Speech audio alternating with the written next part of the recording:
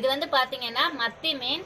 நம்ம கடைகளை வாங்கணும் அப்படின்னா இது கிளீன் பண்ண ரொம்ப நேரம் ஆகும் அப்படின்னு சொல்லிட்டு இந்த மீனை வந்து அவங்க வந்து இப்படியே கிளீன் பண்ணாமே கொடுத்துருவாங்க. ஆனா மத்தி மீன்ல வந்து அவ்வளோ ஒரு சத்துக்கள் இருக்கு. நம்ம பெரிய மீன்களை வாங்கி சாப்பிட்றத விட இந்த மாதிரி குட்டி குட்டி மீன்கள், ரொம்ப முள்ளு இருக்க மீன்களை தான் சத்து நிறையா இருக்கு. நம்ம என்ன செய்வோம், இந்த மாதிரி இப்படி கொடுத்துட்றாங்களே அப்படின்னு சொல்லிட்டு நம்ம வந்து வாங்க மாட்டோம். இதை கிளீன் பண்ணி கொடுத்தா வாங்குவோம், இல்லைனா வாங்க மாட்டோம். இது ஈஸியாக நம்ம கிளீன் பண்ணினா எப்படின்னு சொல்லி தான் இந்த வீடியோவில் பார்க்க போகிறோம். ஃபஸ்ட்டு இந்த மீனை எடுத்துட்டு அதில் வந்து செதிலை வந்து ஃபஸ்ட்டு சீவிக்கோங்க. சும்மா கத்தி வச்சு இப்படி லைட்டாக நீங்கள் சுரண்டிங்க அப்படின்னாலே எல்லாருக்கும் செதில்லாம் வந்துடும். ரொம்பனா செதில் இந்த மீனில் கிடையாது. நீங்கள் இப்போ பார்க்கும்போதே உங்களுக்கு தெரியும். இப்போ செதெல்லாம் எடுத்தாச்சு. நெக்ஸ்ட்டு இப்படி வச்சு இப்படி இது பண்ணிங்கன்னா இந்த மாதிரி வந்துடும். இதை அப்படியே நீங்கள் வந்து என்ன செஞ்சலாம் அப்படின்னா இந்த மாதிரி பிச்சு எடுத்துட வேண்டியதான்.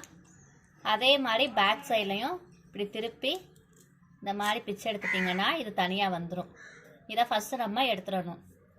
நெக்ஸ்ட்டு இந்த பார்ட் இதை இப்படி வச்சு எடுத்தோன்னா இது வந்துடும்.